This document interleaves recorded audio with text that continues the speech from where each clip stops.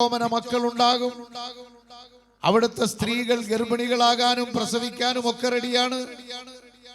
ആരെങ്കിലും രക്ഷപ്പെടുന്നുണ്ടെങ്കിൽ അവർ ഈ ജീവിതത്തിലേക്ക് തിരിച്ചു വന്നു എന്ന നിലക്ക് അവരുടെ ദൗത്യം നിർവഹിച്ച് മുന്നോട്ട് പോകും. കണ്ണിൽ ചോരയില്ലാത്ത ശത്രുവിന് ഒരിക്കൽ അടിപതറുമെന്ന കാര്യത്തിൽ ഫലസ്തീന്റെ ചരിത്രം നമുക്ക് മനസ്സിലാക്കാൻ കഴിയും. ഫലസ്തീനിൽ ഉണ്ടായത് 1915 ജൂതന്മാർക്ക് രാഷ്ട്രമില്ലാതെ ഹിറ്റ്ലർ കൂട്ടക്കൊല ചെയ്ത ഒരു വിഭാഗത്തിന്റെ അനന്തരാവകാശികൾക്ക് ഒരിറ്റു സ്ഥലം വേണമെന്ന യാചനാ രൂപത്തിലുള്ള ഒരു ലെറ്ററാണ് ബ്രിട്ടീഷുകാരൻ ഒരു വലിയ ആയുധമാക്കിയെടുത്തത്. 1915 തന്നെ ആ മഹാലോക യുദ്ധത്തിൽ അവിടുത്തെ ഓട്ടോമൻ സാമ്രാജ്യത്തോട് ബ്രിട്ടീഷ് സാമ്രാജ്യം പരാജയപ്പെടുമെന്ന് കണ്ട വേളയിൽ ജൂതന്മാരുടെ സഹായം അഭ്യർത്ഥിച്ചുകൊണ്ട് ബ്രിട്ടീഷുകാരൻ പറഞ്ഞു, നിങ്ങൾക്ക് താമസിക്കാൻ സ്വതന്ത്രമായൊരു സ്ഥലം തരാം. 1.25 ലക്ഷം മാത്രം വരുന്ന ജൂതന്മാർ, അവർക്ക് താമസിക്കാൻ ഒരു ഇടം കൊടുക്കുന്നതിനൊന്നും നാം ആരും എതിരല്ല. അങ്ങനെ ഒരു സ്നേഹവായ്പും കാരുണ്യവും ഫലസ്തീനിലെ മുസ്ലിം കമ്മ്യൂണിറ്റിയിൽ നിന്നുണ്ടായി എന്നത് ചരിത്രം വ്യക്തമായി പറയുന്നു. പക്ഷേ അതൊരു വലിയ നിഷ്കാസനത്തിന്റെയും ക്രൂരതയുടെയും തുടക്കമായിരുന്നു. 1935 ആയപ്പോഴേക്ക് ഈ 1.25 ലക്ഷം എന്ന് പറയുന്നിടത്ത് 5 ലക്ഷം പേരായി വർദ്ധിക്കുകയാണ്. 1952 ആയപ്പോൾ 48 ഇസ്രയേൽ എന്ന് പറയുന്ന ഒരു ജൂതരാഷ്ട്രത്തിന് ഔദ്യോഗികമായ അംഗീകാരം പ്രഖ്യാപിച്ചു കൊടുക്കുന്ന സമയത്ത് അതിന്റെ അംഗസംഖ്യ 7 ലക്ഷമായും പിന്നീട് 12 ലക്ഷമായും വർദ്ധിക്കുകയായിരുന്നു. ഇപ്പോൾ ഫലസ്തീനിലെ പിഞ്ചോമന മക്കളെ സ്വന്തം രാജ്യത്ത് കൊല ചെയ്യുമ്പോൾ മിക്ക രാഷ്ട്രങ്ങളിൽ നിന്നുമുള്ള ജൂതന്മാരെ സ്വാഗതം ചെയ്ത് അവിടെ കൊണ്ടുവന്ന് അവരേത് രാജ്യത്ത് ജീവിക്കുന്നോ അവിടുത്തെയും ഇവിടുത്തെയും പൗരത്വം, ഇരട്ട പൗരത്വത്തോടുകൂടി അവിടെയുള്ള ജൂത ജനസംഖ്യ എത്രയാണെന്നറിയുമോ? 75 ലക്ഷമാണ്. ഈ തോന്നിവാസത്തിന്റെയും ക്രൂരതയുടെയും ഏറ്റവും വലിയ ചിത്രം ബ്രിട്ടീഷുകാരന്റെ സാമ്രാജ്യത്വ മോഹവും കോളനി വാഴ്ചയോടുള്ള പ്രത്യേക അഭിനിവേശവുമായി. 1948 47-48 കാലം ബ്രിട്ടീഷുകാരന്റെ ഒരു ദുശകുനമുള്ള കാലഘട്ടമാണ്. മിക്ക രാജ്യങ്ങളും സ്വതന്ത്രമായി വിട്ടുകൊടുക്കേണ്ടി വന്നു. അവിടെ നിന്നെല്ലാം ഓടിപ്പോരേണ്ടി വന്നു. എന്നാലും അവരുടെ കോളനി മോഹം മാറിയില്ലെന്ന് മാത്രമല്ല, ഡിവൈഡ് ആൻഡ് റൂൾ എന്ന തത്വം അവരെന്നും താലോലിച്ചു കൊണ്ടുപോയി. അമേരിക്കയുടെ വലിയ ആഗ്രഹമാണ് ആയുധപ്പുര എപ്പോഴും ചലിച്ചുകൊണ്ടിരിക്കണം. ആയുധ വിൽപ്പന നടന്നില്ലെങ്കിൽ അമേരിക്ക സീറോയാണ്. അമേരിക്കയുടെ ആയുധ വിൽപ്പനയുടെ അതിമോഹവും ബ്രിട്ടീഷുകാരന്റെ കോളനി വാഴ്ചയോടുള്ള പ്രത്യേകമായ താല്പര്യവുമാണ് പശ്ചിമേഷ്യയിൽ സമാധാനം പുലർന്നു എന്ന് പല തവണ പേപ്പറിന്റെ ഫ്രണ്ട് പേജുകളിൽ എഴുതി വന്നു. അന്നൊന്നും അവിടെ സമാധാനം പുലർന്നിട്ടില്ല. അവിടെ കൊല ചെയ്യപ്പെടുന്നത് നിത്യസംഭവമായി മാറി.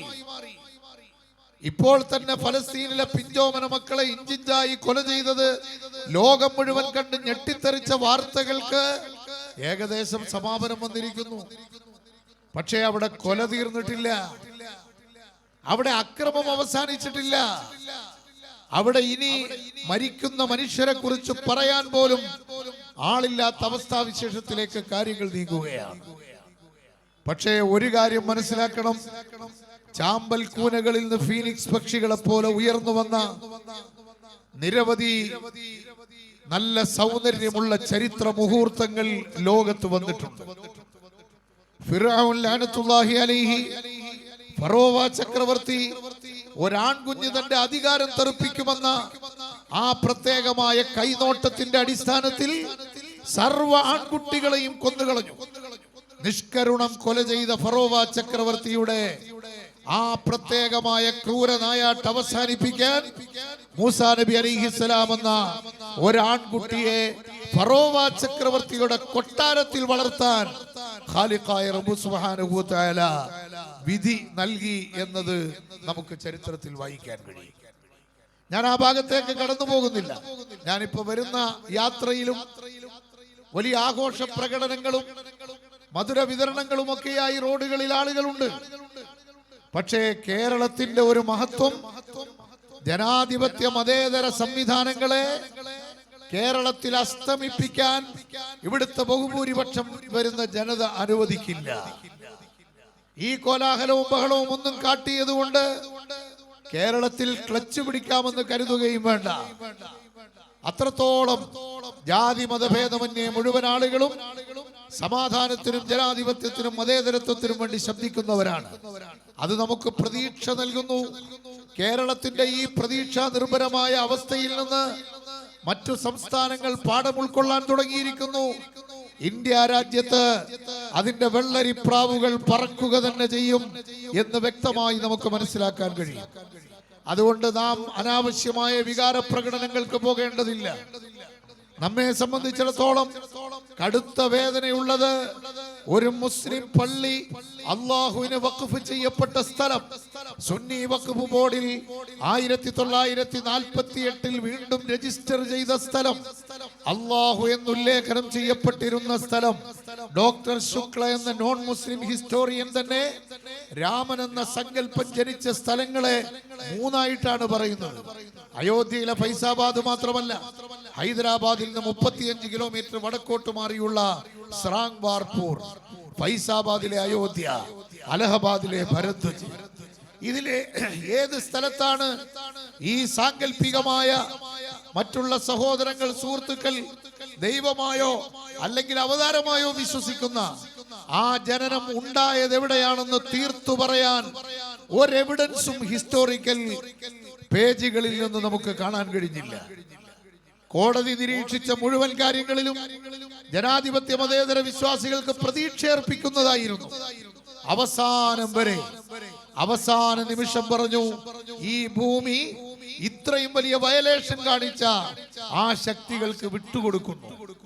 രാജ്യത്തൊരു സമാധാനം ഉണ്ടായിക്കോട്ടെ എന്ന നിലക്കായിരിക്കും പരമോന്നത നീതിപീഠം സാത്വികരും സമാധാനപ്രിയരുമായ ആളുകളെ വീണ്ടും അവരെ സമാധാനിപ്പിക്കാമെന്ന് കരുതിയായിരിക്കാം. എന്താണ് അതിൽ ചിന്തിച്ചതെന്ന് നമുക്കറിയാൻ കഴിയുന്നില്ല.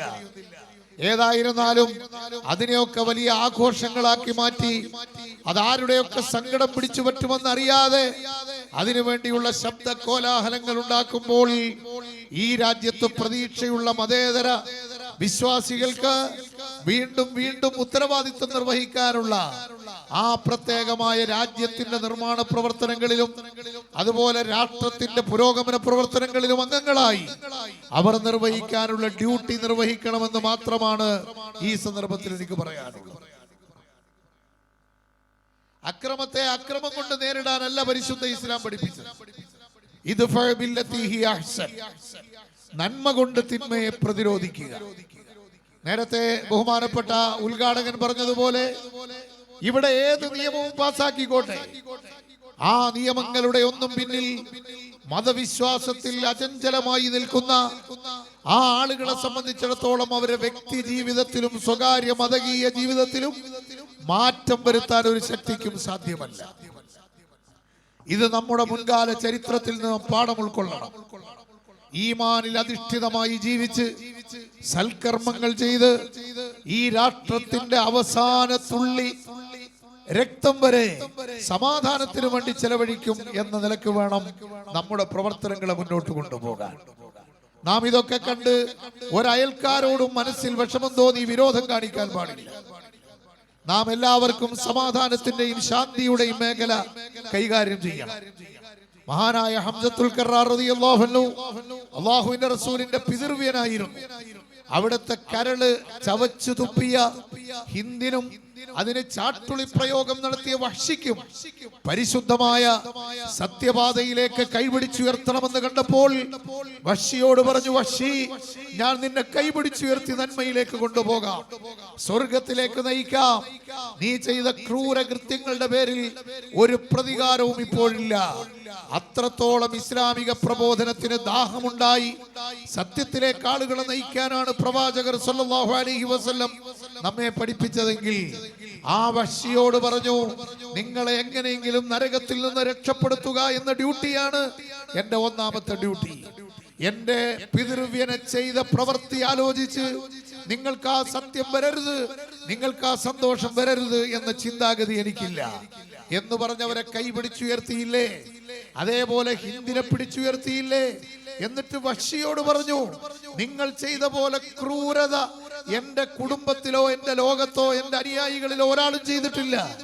അതുകൊണ്ട് ഇനി മജ്ലിസുകളിൽ വിളിക്കുന്ന സമയത്ത് നിങ്ങൾ സ്റ്റേജിലും പന്തലിലും ഒക്കെ ഉണ്ടാകാം, പക്ഷേ എന്റെ മുന്നിൽ വന്ന് എപ്പോഴും എന്റെ മുഖത്തേക്ക് നോക്കിയിരിക്കുന്ന പൊസിഷനിൽ നിങ്ങൾ ഇരിക്കുമ്പോൾ എനിക്ക് ആ ഉഹദിൽ നടന്ന രംഗം ഓർമ്മ വന്നു പോകും, എനിക്ക് വിഷമം വരും.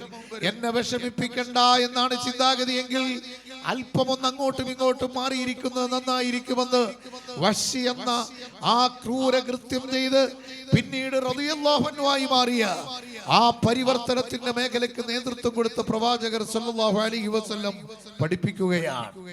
അതുകൊണ്ട് നമ്മുടെ നാട്ടിൽ ഒരു സംസ്കാരമുണ്ട്.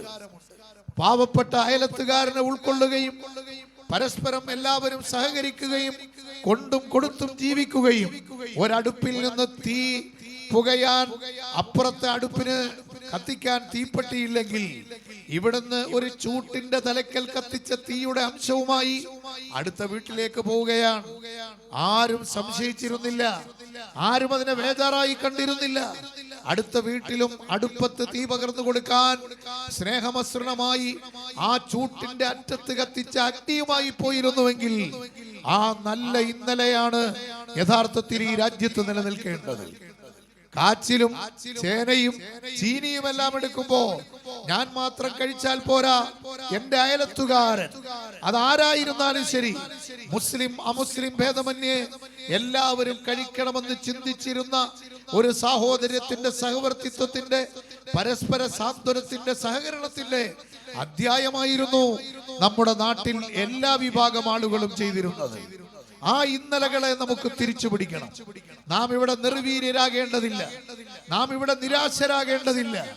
യഥാർത്ഥമായ ജീവിതം സ്വർഗീയ ആരാമത്തിലെന്ന് വിശ്വസിക്കുന്ന മൂമിനെ സംബന്ധിച്ചിടത്തോളം പ്രതിസന്ധികളും ഇത്തരം പരീക്ഷണ ഘട്ടങ്ങളും പുതുമയല്ല.